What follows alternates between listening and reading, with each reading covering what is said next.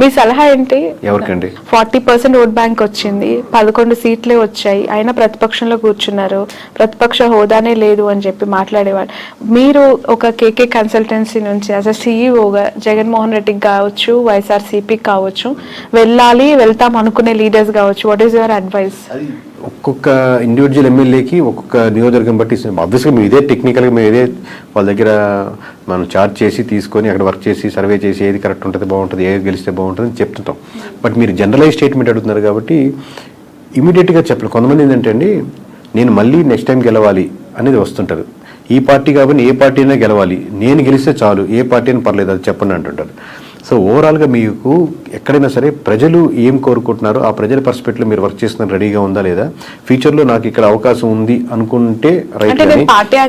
ఇది generalise statement చెప్పండి. అంటే జగన్ గారు ఏం చేస్తే ప్రతిపక్షంలో ఇంకా బెటర్ గా వాళ్ళు ఫైట్ చేయొచ్చు? ఎవరైనా అంటే ఇప్పుడు వీళ్ళు సిట్టింగ్ అన్న అపోజిషన్ ఒకటే, దీంట్లో ఏం పెద్ద ప్రిన్సిపల్లో ఏం తేడా లేదు.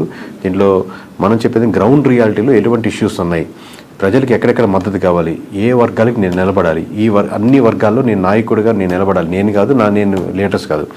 లీడర్ ఎప్పుడు ఇంకా గొప్ప లీడర్ అవుతా అంటే మీరు ఎంతోమంది లీడర్స్ని రకరకాల సెక్షన్స్లో తయారు చేసినప్పుడు గొప్ప లీడర్ అవుతారు. అది ఇప్పుడు నేను రిక్రూట్ చేసుకుంటున్నాను, ఇప్పుడు మేము ఇంట్రెస్ట్ చేస్తా ఉన్నాను. ప్రతి ఇంటర్వ్యూలో నేను చూసుకునేది అంశం ఏంటంటే నాకంటే ఇతనికి లేదా అమ్మాయికి ఎక్కువ టాలెంట్ టెక్నికల్గా ఈ విషయంలో ఉందా, లేదా ఆల్రెడీ ఉన్న వాళ్ళకంటే ఎక్కువ టాలెంట్ ఉందా అని చూసుకుని లీడర్ అవుతాడు.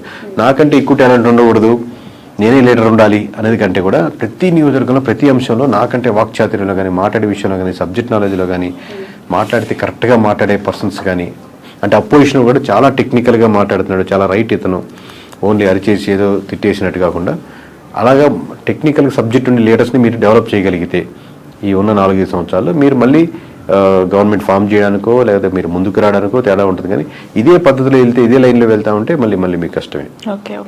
ఈ 2 తెలుగు స్టేట్స్లో ప్రాంతీయ పార్టీలకు ఎంతో కొంత కోర్ ఓట్ బ్యాంక్ని కైవసం చేసుకొని సస్టైన్ చేస్తున్న పార్టీస్ని మనం చూస్తూ ఉన్నాం. ఇక్కడంటే ఇప్పుడు కాంగ్రెస్ అధికారంలోకి వచ్చింది, అగైన్ అక్కడ మళ్ళీ ప్రాంతీయ పార్టీ, ఆఫ్కోర్స్ జాతీయ పార్టీ అయినప్పటికీ కూడా వాళ్ళు ప్రాంతీయ పార్టీగానే ఎస్టాబ్లిష్ అయ్యారు, టీడీపీ. సో ఒక ప్రాంతీయ పార్టీ యొక్క ప్రభావము, వాళ్ళ ఇంపాక్ట్స్ 2 స్టేట్స్లో ఇంతకాలం చూసిన ప్రజలు మతతత్వ రాజకీయాల్ని, మతతత్వ పార్టీలను ఎంకరేజ్ చేస్తాయా, కన్సిడర్ చేస్తాయా?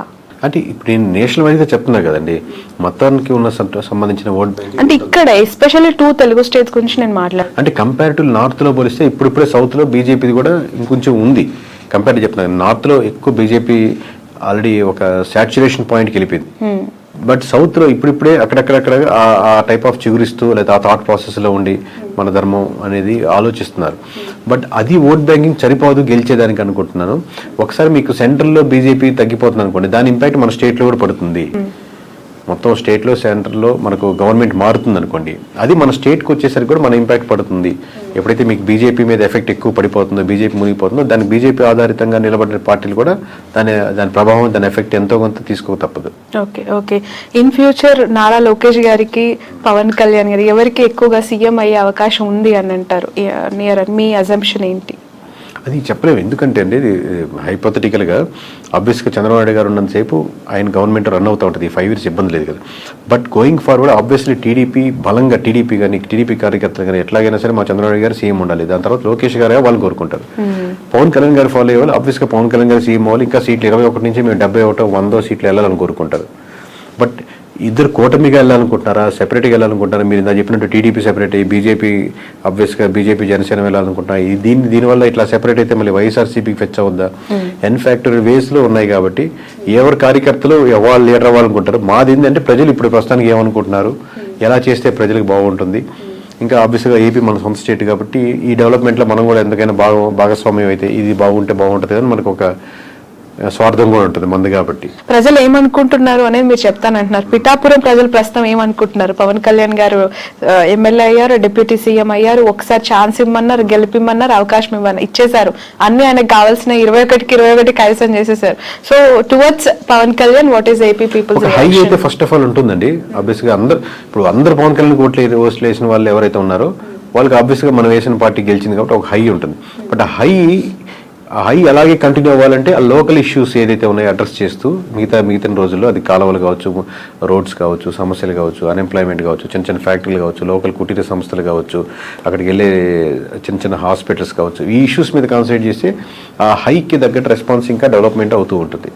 ఒక పాయింట్ మీద అయితే చెప్పలేరా? అదేనండి, అది కంట్రీ చేయాలి. ఇప్పుడే కదా స్టార్టింగ్, ఇంకా కంట్రీ చేయగలిగితే దాన్ని ఉంటుంది. కానీ ఆ హై మటుకు ఉంటుంది అంటున్నాను. మిగతా నియోజకవర్గాల్లో లేని హై పిఠాపురంలో ఉన్న వాళ్ళకి హై వస్తుంది. ఎందుకంటే మనం వేసి గెలిచాడరా, మనం అంటే మొత్తం రాష్ట్ర వ్యాప్తంగా ఇచ్చారు. ఇప్పుడు మాకు తెలుస్తుంటుంది కాబట్టి లోకల్గా వాళ్ళు గెలుస్తారా, ఓడతారా, మెజారిటీ ఎంత 10,000, 20,000 ఇంత హైతో చూశారు కాబట్టి రిజల్ట్ రాగానే ఆ హై కంటిన్యూ అవుద్ది. బట్ హై కంటిన్యూ అలాగే అవ్వాలి అంటే మీరు ఇష్యూస్ మీదే ఐడెంటిఫై చేసి వర్క్ చేయాలి.